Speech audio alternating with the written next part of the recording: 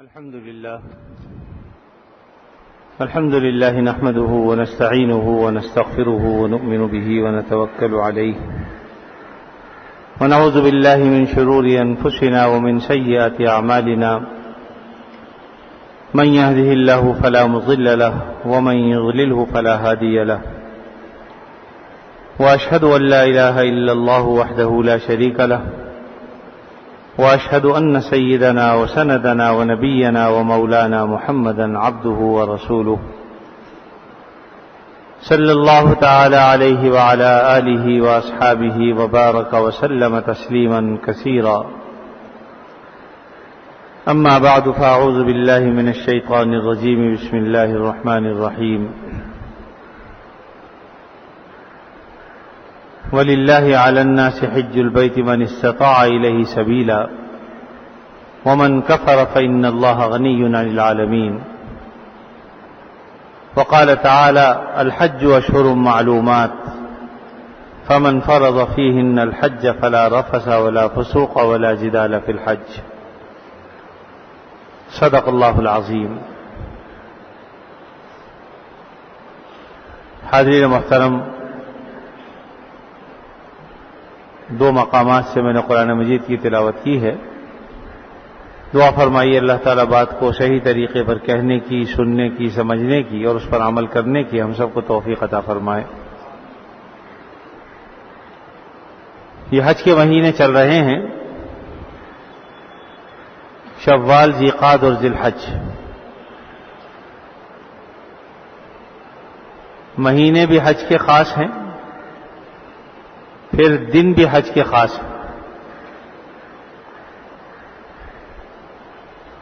کوئی آدمی سال میں اگر کسی اور دن میں حج کرنا چاہے تو جو دن اللہ نے حج کے لیے رکھے ہیں، حج صرف انہی دنوں میں کیا جا سکتا ہے. اس کے علاوہ کسی اور دن میں حج نہیں کیا جا سکتا. ایک زمانے میں لوگ دور دراز کا سفر کر کے، اور وہ دور دراز کا سفر بھی وسائل کے ساتھ نہیں ہوتا تھا.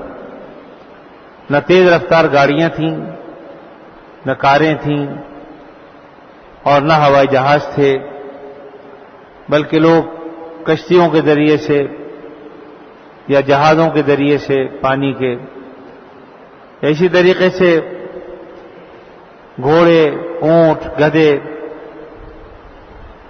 ان پر سوار ہو کر حج کے لیے آتے تھے. تو یقیناً ایک زمانہ لگتا تھا انہیں. بعض اوقات 6 مہینے پہلے گھر سے نکلنا پڑتا تھا، اور ملکوں ہوتے ہواتے وہ مکہ مکرمہ پہنچتے تھے. تو یقیناً حج کا احرام وہ حج کے مہینوں میں باندھتے تھے.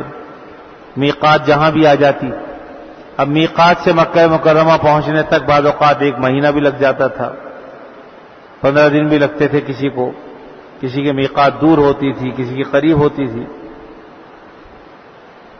تو یہی وجہ ہے کہ اللہ رب العزت نے ایسے حاجیوں کو جن کے بال گرد آلود ہوں، جن کے چہرے مٹی اور دھول سے اٹے ہوئے ہوں، جن کا احرام، جن کے کپڑے پرانے میلے کچیلے ہوں، ایسے حاجیوں کی بڑی تعریف فرمائی.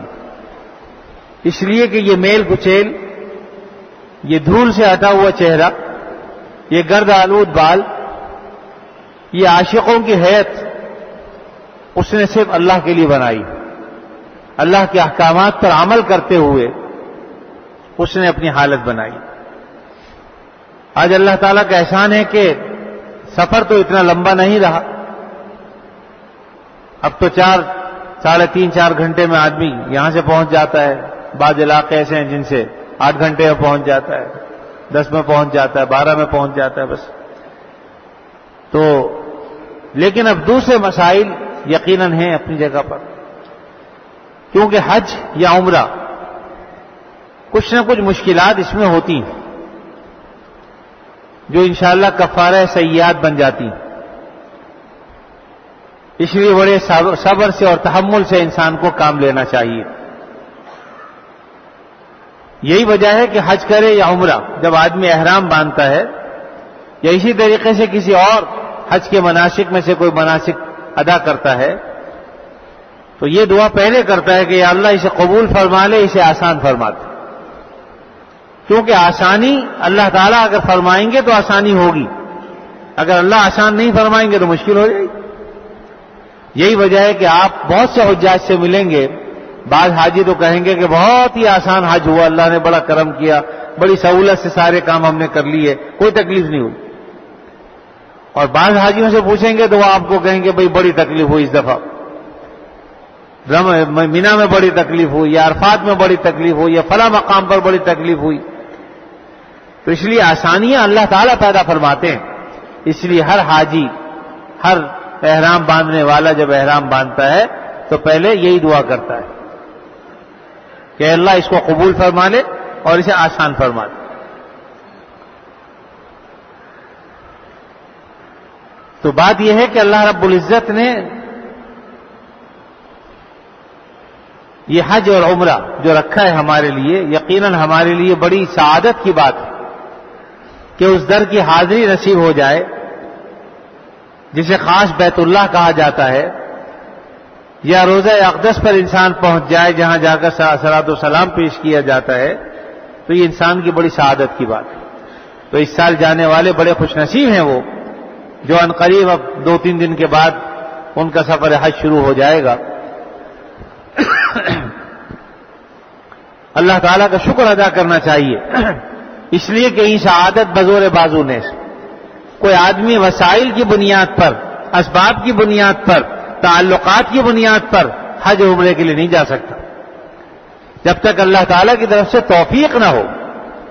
وجہ یہ ہے کہ اس کا خالص معاملہ ایسا ہے کہ اللہ رب العزت نے جب حضرت ابراہیم علیہ السلام کو حکم دیا وَإِذْ يَرْفَعُ إِبْرَاهِيمُ الْقَوَاعِدَ مِنَ الْبَيْتِ وَإِسْمَاعِيلُ، حضرت ابراہیم علیہ السلام نے بیت اللہ کی تعمیر فرمائی، اور جب اس کی تکمیل ہو گئی تو ایک تو ابراہیم علیہ السلام نے دعا فرمائی ربنا تقبل منا انک انت السمیع العلیم، یہ دعا کی۔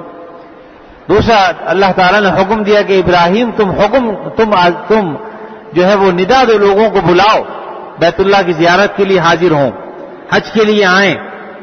وَأَذِّن فِي النَّاسِ بِالْحَجِّ يَأْتُوكَ رِجَالًا وَعَلَىٰ كُلِّ ضَامِرٍ يَأْتِينَ مِنْ كُلِّ فَجٍّ عَمِيقٍ، دور دراز کے علاقوں سے اونٹنیوں پر سوار ہو کر وہ یہاں پہنچیں گے، سواریوں پر سوار ہو کر آئیں گے، پیدل چل کر آئیں گے، ہر طرح سے مختلف بیت اللہ کی طرف رواں دواں ہوں گے۔ تو ابراہیم علیہ السلام نے فرمایا کہ اللہ میں کمزور انسان ہوں، میری ندا کہاں تک جائے گی، آواز کہاں تک پہنچے گی، پوری دنیا کے انسانوں کو تو میں نہیں سنا سکتا۔ تو اللہ تعالیٰ نے فرمایا کہ ابراہیم آواز لگانا تمہارا کام ہے، ندا دینا تمہارا کام ہے، اس آواز کو پہنچانا ہمارا کام۔ چنانچہ ابراہیم علیہ السلام نے آواز لگائی، پھر اللہ تعالیٰ کو جن کو سنانا مقصود تھا، چاہے وہ اس وقت پیدا ہو چکے تھے انسان، یا وہ چھوٹے بچے تھے، یا عالم ارواح میں تھے، سب کو وہ آواز پہنچی۔ اب جس نے 1 مرتبہ لبیک کہا وہ 1 مرتبہ حاضر ہوگا، جس نے 2 مرتبہ کہا اس کی 2 مرتبہ حاضری ہوگی، جس نے 10 مرتبہ کہا اس کی 10 مرتبہ حاضری ہوگی، اور کسی نے اس سے زیادہ مرتبہ کہا تو انشاءاللہ اس کی اس سے زیادہ مرتبہ حاضری ہوگی۔ کتنے اللہ کے بندے ایسے ہیں جو ہر سال جن کو حج اور عمرہ نصیب ہوتا ہے۔ تو یہ اصل میں اسی ندا کے جواب کا اثر ہے۔ ہر حاجی یا عمرہ کرنے والا جب احرام کی نیت کرتا ہے، یعنی احرام باندھتا ہے، عمرے کی نیت کرتا ہے یا حج کی، تو اس کے بعد تلبیہ پڑھتا ہے، لبیک اللہم لبیک لبیک لا شریک لک لبیک ان الحمد والنعمت لک والملک لا شریک لک۔ یہ اصل میں جب پڑھتا ہے تو یہ اسی ندا کا جواب ہے۔ ابراہیم علیہ السلام نے جو کہا کہ آؤ حج کے لیے آؤ، اس بیت اللہ کی گھر کی حاضری کے لیے آؤ، تو اس کے جواب میں وہ کہتا ہے لبیک اللہم لبیک، اے اللہ میں حاضر ہوں، اے اللہ میں حاضر ہوں۔ یہ اصل میں اس ندا کا جواب ہے۔ تو اس لیے یہ سعادت اللہ تعالیٰ کی دی ہوئی توفیق سے انسان کو ملتی ہے۔ آدمی کو چاہیے کہ اللہ کی رضا کے لیے خالص نیت کرے کہ اس نیت سے میں جاتا ہوں کہ اللہ تعالیٰ راضی ہو جائیں، اور اللہ تعالیٰ اسے حج مقبول و مبرور عطا فرمائے۔ حج مقبول و مبرور کا مطلب یہ ہے کہ ایسا حج جو نیکیوں سے بھرپور ہو، جو اعمال سے بھرپور ہو، جس میں نیت خالص ہو اور جس میں کوئی فسق و فجور اور گناہ کے کام نہ کیے ہوں. جب کوئی شخص اس طرح سے حج کرتا ہے تو حدیث میں آتا ہے کہ اللہ تعالیٰ اس کو جب واپس لوٹتا ہے تو وہ ایسا لوٹتا ہے جیسے کہ ماں کے پیٹ سے آج ہی پیدا ہوا ہو، یعنی اس پر کوئی گناہ نہیں ہوتا. البتہ یہاں اتنا سمجھ لینا چاہیے کہ بلا شبہ گناہوں سے پاک ہو جاتا ہے، لیکن حقوق العباد اس سے معاف نہیں ہوتے. حقوق العباد تو حقوق کی ادائیگی سے ہی معاف ہوں گے، یا معاف کرا لے یا وہ حق جو ہے اس کے ذمہ ادا کر دے تو تبھی معاف ہوں گے. اس لیے کوئی آدمی یہ نہ سمجھے کہ اگر کسی کا لے کے کھایا ہوا ہے تو وہ اس سے ختم ہو جائے گا کہ بھائی حج کر لو، مال کسی کا لوٹا ہوا ہے کھایا ہوا ہے تو وہ سب معاف ہو جائے، ایسا نہیں. حقوق العباد اپنی جگہ پر رہتے ہیں، وہ جب تک آدمی توبہ نہ کر لے اس وقت تک معاف نہیں ہوتے. اور توبہ کس طرح ہوگی کہ جن کا حق ہے یا تو وہ معاف کر دیں یا جو حق ہے وہ ادا کر دیں. تو بہرحال یہ اللہ رب العزت کی دی ہوئی توفیق ہے، جس کو بھی سعادت عطا فرمائے. تو جو لوگ اس سال روانگی کے لیے اب تیار ہیں، انشاءاللہ 9 تاریخ سے جو ہے وہ حج فلائٹ شروع ہو جائیں گی، تو بڑی خوش قسمتی ہے ان کی. یقیناً وہ اپنی آنکھوں سے بیت اللہ کو دیکھیں گے، زیارت کریں گے، رسول اللہ صلی اللہ علیہ وسلم کو روضہ اقدس کو دیکھیں گے، صلاۃ و سلام پڑھیں گے، اپنے قدموں سے بیت اللہ کا طواف کریں گے اور بیت اللہ کی زیارت کریں گے. تو یہ بڑی خوش قسمتی اور سعادت کی بات. آدمی کو چاہیے یہ کہ اللہ تعالیٰ نے اگر اس کو اتنی استطاعت دی ہے کہ وہ حج پر جا سکتا ہے تو اس میں تاخیر سے کام نہ لے. بہت سے لوگ ایسے ہیں جن کے پاس مال و دولت کی کمی نہیں، ہر سال دنیا بھر کا وہ سفر کرتے ہیں، لیکن اگر نہیں جاتے تو حج کے لیے نہیں جاتے. پھر بہت سے لوگ اس میں بہت سے ہیلے بہانے تلاشتے ہیں. کوئی کہتا ہے کہ صاحب ابھی ہمارے گھر کا ماحول ایسا نہیں ہے، وہاں حج کی باتیں نہیں ہوتی ہیں. کوئی کہتا ہے صاحب ابھی نماز روزہ تو ہم کر لیں، اس کے بعد حج کو دیکھا جائے گا. کوئی کہتا ہے صاحب ابھی بچیاں جوان ہیں، پہلے میں بچیوں کے فرائض سے فارغ ہو جاؤں، شادی کر لوں، اس کے بعد دیکھا جائے گا. یا بعض کہتے ہیں جی کاروبار کس کے ثبوت کر کے جاؤں اور کاروبار کو کوئی دیکھنے والا نہیں ہے. تو یاد رکھیے یہ سب ہیلے بہانے اللہ کے یہاں یہ نہیں چلتے. آدمی پر جب کوئی مصیبت آتی ہے تو ہر کام کی کوئی نہ کوئی تدبیر اختیار کر ہی لیتا ہے. خدا نہ کرے آج بیمار ہو کے کوئی اسپتال جائے تو چھوٹے بچے ہوں تو انہیں گھر پہ چھوڑ کے جاتا ہی ہے، کسی نہ کسی کے ثبوت کر کے جاتا ہی ہے. کاروباری ہے، بیمار ہو گیا اسپتال میں داخل ہوتا ہے تو کاروبار چھوڑ کے داخل ہوتا ہے اسپتال میں. یہ نہیں ہے کہ وہ کہتا ہے جی میں بیمار ہوں اسپتال میں کیسے داخل ہوں. یہ سارے بہانے یہیں پر انسان اختیار کرتا ہے. لیکن یاد رکھیے کہ اللہ کے یہاں یہ ہیلے بہانے نہیں چلتے. آپ صلی اللہ علیہ وسلم نے ارشاد فرمایا کہ جس آدمی پر حج فرض ہو جائے اور وہ حج کی نہ کوشش کرے نہ ارادہ کرے تو اللہ تعالیٰ کو اس کی کوئی حاجت نہیں کہ وہ مسلمان ہو یعنی یہودی ہو کے مرے یا نصرانی ہو کے مرے، اللہ کو اس کی کوئی پرواہ نہیں. تو یہ بڑی سخت وعید ہے کہ ایک آدمی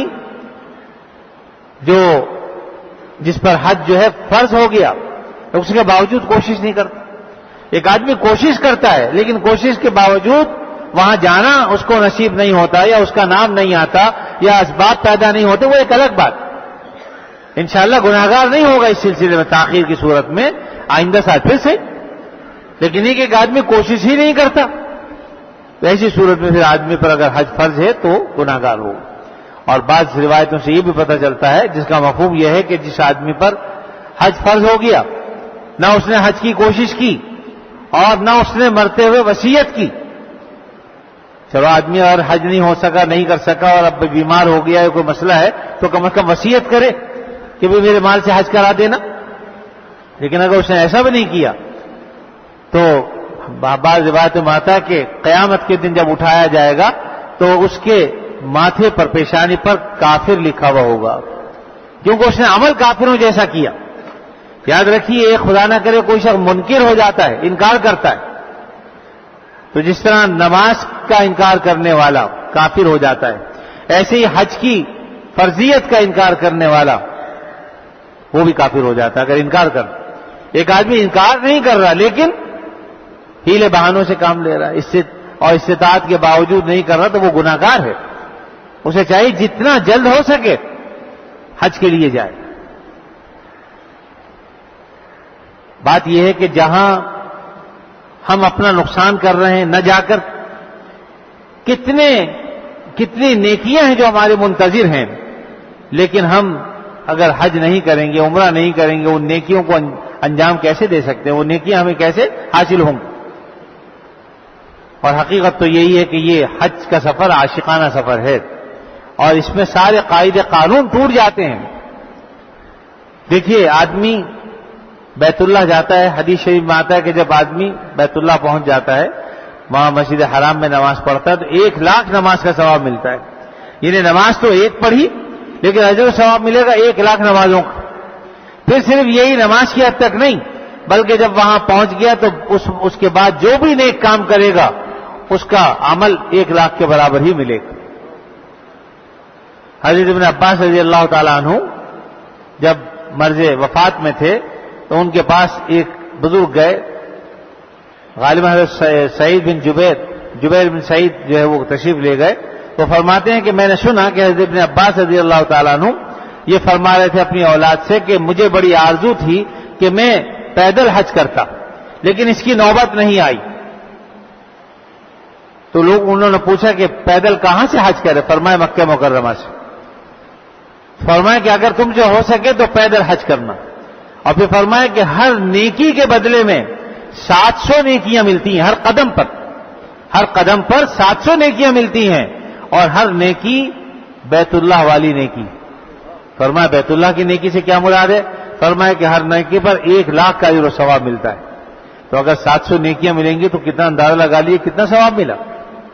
ہر نیکی پر 1,00,000 کا ثواب۔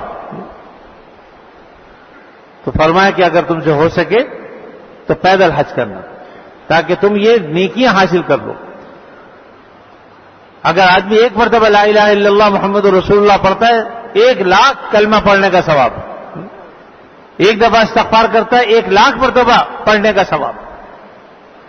تو اس لیے بھائی حج مقبول، حج مبرور آدمی کو حاصل کرنا چاہیے، اور اس کا طریقہ یہی ہے کہ آدمی جب سفر شروع کرے تو اس سے پہلے اللہ کے حضور خوب توبہ استغفار کرے، اپنی نیت کو درست کرے، خالص اللہ کی رضا کے لیے یہ حج کرے اور یہ سفر کرے، اور اس کے بعد پھر خوب اپنے سارے گناہوں سے توبہ کرے کہ یا اللہ اب تک جن گناہوں میں میں مبتلا رہا میں آج کے بعد توبہ کرتا ہوں، آئندہ میں کبھی ایسے گناہ کے قریب بھی نہیں جاؤں، اور اس توبہ پر قائم رہے استقامت کے ساتھ۔ تو حج مبرور و مقبول کا مطلب یہ ہوتا ہے کہ آدمی ان گناہ نہ کرے۔ اور پھر حج مقبول کا ایک حدیث میں فرمایا کہ اس کی حج مقبول و مبرور کا ثواب اور جزا جو ہے وہ سوائے جنت کے اور کچھ نہیں، یعنی اس کی جزا جو ہے وہ صرف اور صرف جنت۔ اور اسی طریقے سے بعض لوگوں نے فرمایا کہ حج مقبول کی علامت یہ ہے کہ آدمی حج کرنے کے بعد اپنے اندر خوشگوار تبدیلی محسوس کرے۔ پہلے جھوٹ بولتا تھا تو اب جھوٹ نہیں بول رہا، پہلے اس کی شکل دینداروں کی سی نہیں تھی لیکن اب وضع قضا سب اس کی دینداروں کی سی ہو گئی۔ پہلے جو ہے وہ کم ناپتا اور کم تولتا تھا لیکن اب حج کے بعد اس نے کم ناپنا تولنا چھوڑ دیا۔ پہلے جو ہے وہ رشوت لیتا تھا، اب رشوت لینی چھوڑ دی۔ تو یقیناً یہ اچھی علامات ہیں، انشاءاللہ اسے حج مقبول نصیب ہوا، لیکن خدا نہ کرے جیسا گیا تھا ویسے ہی واپس لوٹا، تو یہ بڑے خطرے کی بات ہے۔ خوب توبہ کرنی چاہیے، استغفار کرنی چاہیے ایسے شخص کو کہ جو کام وہ پہلے کرتا تھا حج کے بعد بھی ویسے ہی کر رہا ہے۔ تو بتائیے کہ حج جیسا عمل انسان کر لے، اللہ تعالیٰ جو ہے وہ چاہتے ہیں کہ گناہوں سے ایسا پاک صاف ہو جائے، لیکن یہ جو گناہ پہلے کرتا تھا آج بھی وہی کر رہا ہے۔ میں نے اپنی آنکھوں سے دیکھا کہ آدمی جب قربانی کر لیتا ہے، یعنی پہلے شیطان کو رمی کی، اس کے بعد قربانی کی، پھر اس کے بعد سر کے بال صاف کراتے ہیں، تو وہیں پر مینا ہی میں لوگوں کو میں نے دیکھا کہ اپنی داڑیاں صاف کرا رہے ہیں، کٹا رہے ہیں۔ اللہ تعالیٰ نے اپنی گناہوں سے پاک صاف کیا، اور یہ ہم وہی عمل پھر سے دہرا رہے ہیں۔ تو آدمی سوچے کہ ہم تو اتنے بھی تاخیر نہیں کرتے کہ وہاں سے یہیں آ جائیں، وہیں شروع ہو جاتے ہیں۔ اس لیے انہیں تو بہت توبہ استغفار کرنی چاہیے، بہت خطرے کی بات ہے کہ جو گناہ ہم پہلے کر رہے تھے حج نے ہمارا وہ گناہ نہیں چھوڑایا، ہم نے وہ گناہ نہیں چھوڑا۔ تو حج مقبول و مبرور کی علامت یہی ہے کہ آدمی جب حج کر کے واپس آئے تو ان گناہوں میں اپنے آپ کو مبتلا نہ پائے جن گناہوں میں حج سے پہلے وہ مبتلا تھا۔ تو ہر آدمی خوب غور کر سکتا ہے۔ اب آپ دیکھیے کہ بعض اوقات حج کر کے آ گئے ہمارے ہاں معاملے بھی ایسے ہی ہیں، ذرا سا حاجی صاحب نے کچھ کہہ دیا تو لو جی حج کر لیا، اور پھر بھی ویسے کہ ویسے ہی، اور نہ جانے کیا کچھ منہ میں جو آتا ہے لوگ کہتے ہیں۔ تو اس کا بھی خیال رکھنا چاہیے، اصل تو اللہ ہی کے لیے ہمیں سب کچھ کرنا چاہیے، لیکن کم از کم اپنی ظاہری وضاقتہ کا بھی لحاظ رکھے کہ ہم دین کو بدنام کرنے کا ذریعہ نہ بنیں۔ لوگ کہتے ہیں جی حج بھی کر لیا، کم تول رہا، دیکھو کم ناپ رہا ہے،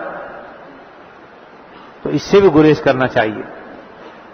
تو اس لیے میرے عزیزو، اللہ تعالیٰ جن کو توفیق دینے والے ہیں، جو اس اب سفر حج کے لیے روانہ ہونے والے ہیں، انہیں چاہیے اپنی نیتوں کو خالص کریں کہ خالص اللہ کی رضا کے لیے یہ حج ہم کریں گے۔ اور بعض روایتوں سے پتہ چلتا ہے کہ مومن کی نیت اس کے عمل سے بہتر، عمل تو بعد میں کرے گا لیکن نیت تو آدمی پہلے کرتا ہے۔ اب آدمی یہ نیت کر رہا ہے کہ بھئی انشاءاللہ میں سفر حج کر رہا ہوں، اللہ نے چاہا تو اس سفر حج میں انشاءاللہ کوئی گناہ نہیں کروں گا، یہ تو بات کی بات ہے کہ وہ گناہ نہیں کرے گا، لیکن اب جو نیت کر لی ہے اس نے، انشاءاللہ اس پہ اجر و ثواب تو ابھی سے شروع ہو گیا۔ اس لیے انسان کی نیت اس کے عمل سے بہتر، مومن کی نیت اس کے عمل سے بہتر، تو اس لیے نیت تو ہم پہلے کر لیں خالص۔ اور اسی طریقے سے حج پر جانے سے پہلے حقوق العباد، حقوق اللہ، ان میں جو کمی کوتاہیاں ہوئی ہیں اللہ سے بھی معافی مانگیں، توبہ استغفار کریں، اور اپنے عزیز رشتہ داروں سے بھی معافی تلافی کر کے جائے۔ غلطیاں ہو جاتی ہیں، انسان جو ہے وہ حج کے لیے جا رہا ہے اتنے بڑے سفر پہ، لیکن کسی کا کھا کے بیٹھا ہوا ہے، ادا نہیں کر رہا، تو اس کو یہ بتا دو کہ بھئی یہ اللہ نے اس کا تو انتظام فرما دیا، اور تمہارا بھی انشاءاللہ میں دوں گا، اگر قرض ہے تو قرض کے لیے کوشش کرے کہ کسی سے کہہ کے جائے کہ میں اگر نہیں ہوا تو انشاءاللہ فلاں شخص تمہارا قرض ادا کرے گا، یا وصیت کرنی چاہیے، کیونکہ ویسے بھی انسان جب مر جاتا ہے تو وراثت اگر مال چھوڑ کے مرا ہے تو وارثوں کو تو مال بعد میں ملے گا، پہلے قرضداروں کا قرض ادا ہوتا ہے۔ اور یہ ایسا معاملہ ہے کہ آپ صلی اللہ علیہ وسلم نے بعض اوقات جس شخص پر قرضہ تھا، جب کوئی آتا تھا، کوئی شخص کو میت لائی جاتی تھی، آپ صلی اللہ علیہ وسلم پوچھتے تھے کہ اس پہ قرض تو نہیں ہے کسی کا؟ اگر قرض ہوتا تھا تو آپ نماز جنازہ نہیں پڑھتے تھے اسے، یعنی صحابہ کرام کو فرماتے تھے کہ تم پڑھ لو لیکن میں نہیں پڑھتا۔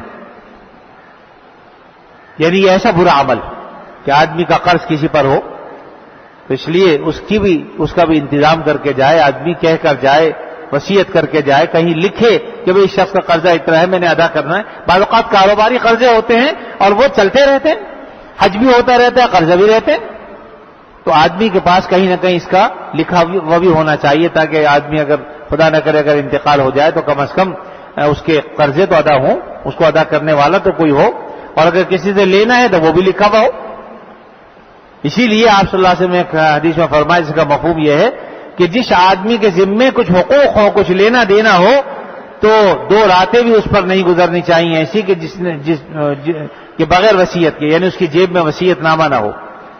یہ ایسی صورت کے بارے میں ہے، کسی کے ذمے نمازیں ہیں، روزے ہیں، حج ہے، زکوٰۃ کی ادائیگی ہے، قرض کسی کا دینا ہے یا کسی سے لینا ہے، جو بھی معاملات ہیں اسے چاہیے کہ وہ لکھ کر رکھے اپنے پاس، اور کوئی رات ایسی نہ گزرے کہ بغیر وصیت کے کوئی شخص گزارے، بلکہ اس کو لکھی بھی ہونی چاہیے کہ موت کا تو کچھ پتہ نہیں کب انسان کی موت واقع ہو جائے۔ تو بہرحال یہ حج کے مہینے چل رہے ہیں، اور اب قریب انشاءاللہ حجاج کرام حج کے سفر کے لیے روانہ ہونے والے ہیں، تو یہ کہ اپنی نیتوں کو خالص کریں، اللہ کی رضا کے لیے حج کریں، دکھلاوے کے لیے، ریاکاری کے لیے ہو کہ لوگ ہمیں حاجی کہیں گے تو یقین نہ کرے، خدا نہ کرے ایسی نیت ہوگی تو پھر اتنا بڑا حج کا سفر ہمارا ضائع اور بیکار ہو جائے، بڑے سے بڑا عمل ریاکاری سے ختم ہو جاتا ہے۔ اس لیے اپنی نیت کو خالص کریں، اور جو لوگ اب تک حج بیت اللہ نہیں کر سکے اور استطاعت رکھتے ہیں، انہیں بھی چاہیے کہ وہ فوری طور پر ابھی سے نیت کر لیں کہ انشاءاللہ میں آئندہ سال حج بیت اللہ کے لیے روانہ ہوں گا۔ بلکہ اگر اللہ تعالیٰ اس سال کو انتظام فرما دیں اور ممکن ہو تو اس سال بھی، ابھی تو چونکہ وقت باقی ہے تو ارادہ اسی سال کا کر لے، پھر اگر اس سال نہ ہو سکے تو آئندہ سال کر، لیکن آدمی کو اس کے لیے تیار رہنا چاہیے۔ باقی جہاں تک حیلے بہانے ہیں تو بات یہ ہے کہ اگر بچیاں ہیں، جوان ہیں، ان کے رشتے بھی سامنے موجود نہیں ہیں، یہ بھی نہیں پتا کہ کب کوئی رشتہ آئے گا بھی صحیح ابھی یہ نہیں آئے گا، اور کوئی سامنے اسباب بھی نہیں ہے تو ایسی صورت میں پھر نکاح پر حج مقدم ہے، یاد رکھیے. پھر آدمی کو حج پر جانا چاہیے اور بعد میں آ کے پھر اللہ تعالیٰ اس کا بھی انتظام انشاءاللہ کرا دیں گے. ایک حدیث میں آپ نے فرمایا کہ حج فرض جو ایک ہی دفعہ ہوتا ہے، جس نے ایک دفعہ حج کر لیا اس کا فرض ادا ہو گیا. اب جتنے بھی حج کرے گا وہ نفلی ہوتے ہیں، تو بہرحال اگر نفلی حج کی اللہ توفیق دیتا ہے تو بے شک کرنے میں حرج نہیں ہے. ایک حدیث میں آپ صلی اللہ علیہ وسلم نے اس کی ترغیب بھی دی ہے کہ پیدر پہ حج و عمرہ انسان کو برے انجام سے جو ہے وہ نجات دلانے کا ذریعہ بنتا ہے، یعنی انسان کا خاتمہ برا خاتمے سے بچاتا ہے اور فقر و فاقے سے بھی نجات دلاتا ہے. اور ایک روایت میں آپ نے فرمایا کہ ہر 4 سال کے بعد کم از کم حج کر لینا چاہیے. یعنی ترغیب دی ہے. حج تو ادا ہو گیا، نہیں کرے گا تو کوئی گناہ نہیں، لیکن اگر کچھ دوسری ضرورتیں سامنے ہوں یا کوئی ضرورت مند لوگ سامنے ہوں تو یقیناً اگر ہم حج کے ان پیسوں کو ایسے ضرورت مندوں پر خرچ کرتے ہیں جو واقعتاً ضرورت مند ہیں تو انشاءاللہ یہ بھی بہت ہی باعث اجر و ثواب ہے. بعض اوقات ہو سکتا ہے کہ حج سے بھی زیادہ اجر و ثواب اس پر مل جائے، لیکن یہ حج نفل کے سلسلے میں. حج فرض اگر ہو گیا ہو تو پہلے حج فرض ادا کرنا چاہیے. اللہ تعالیٰ اپنے فضل و کرم سے اس سلسلے میں مسائل تو بے شمار ہیں. اس وقت مسائل بیان کرنا مقصود نہیں ہے، وہ اس سلسلے میں اگر کسی کو مسائل معلوم کرنے ہوں تو دارالافتاء سے رجوع کرنے چاہیے. مفتی صاحب کے پاس آئیں اور حج کے مسائل بھی معلوم کریں تاکہ یہاں سے جائیں تو حج کے مسائل کا ہمیں علم ہو. اسی طریقے سے حج کا طریقہ، عمرے کا طریقہ، طواف کا اور سعی کا طریقہ یہ بھی سیکھ کے جانا چاہیے. ہمارے ہاں شوال کے پہلا بدھ چھوڑنے کے بعد ہر بدھ کو عشاء کے بعد تربیت حجاج کا الحمدللہ یہاں باقاعدہ پروگرام ہوتا ہے. عملی طور پر جو ہے وہ طواف اور سعی کر کے دکھائی جاتی ہے کس طریقے سے طواف کرنا چاہیے. اور اس دفعہ اس بدھ کو غالباً آخری پروگرام ہے انشاءاللہ. تو وہ یہ اس بدھ کو آخری، جو لوگ جا رہے ہیں اگر ان کو اس بدھ کے بعد جانا ہے تو انہیں چاہیے کہ بہرحال وہ اس تربیتی پروگرام میں شرکت بھی کریں. اور بھی جہاں کہیں تربیتی پروگرام ہوتے ہیں وہاں جانا چاہیے تاکہ ہمیں جو عبادت ہم کرنے جا رہے ہیں وہ بصیرت کے ساتھ ہم اور سمجھ کے ساتھ اور مسائل کو سیکھ کر اس کے بعد اس کو انجام دیں. اللہ تعالیٰ اپنے فضل و کرم سے ہم سب کو علم و عمل کی توفیق عطا فرمائے. وآخر دعوانا الحمدللہ رب العالمین.